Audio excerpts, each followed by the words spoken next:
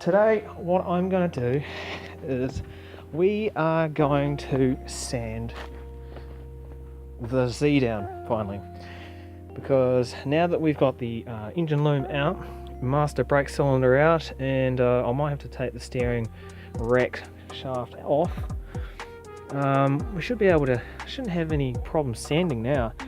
So yeah.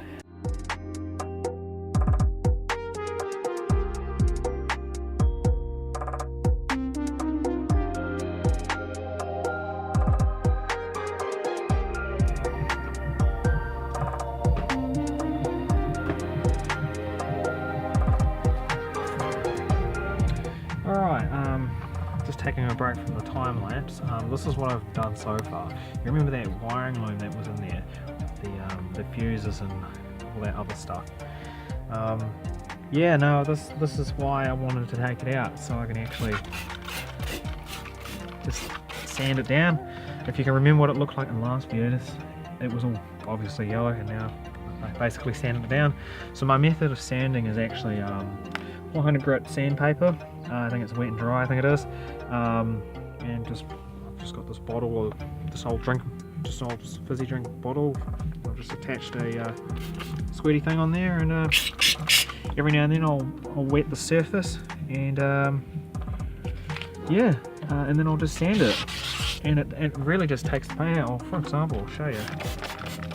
This is how I do it. So with some water on the surface, make sure that's wet. And quite literally, I can actually get a grip on the sandpaper.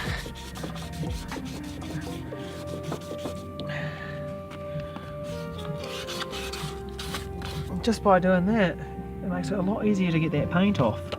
But the annoying part is having to squirt the water on the surface and sandpaper every now and then just to keep it wet. So the sandpaper doesn't get clogged up with the other crap. Oh, well, the paint. And so yeah, this is what I've been doing. So we'll put it back onto time lapse, and we'll see you soon.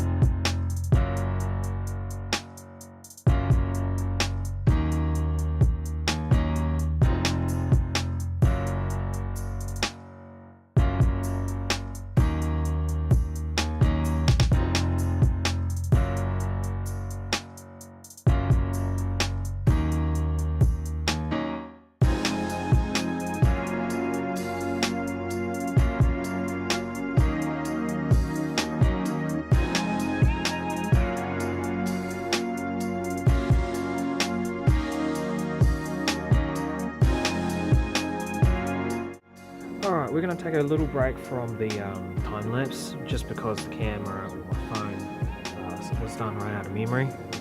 So this is what I've got done so far. That's just from what, an hour and a half, maybe 2 hours of just sanding.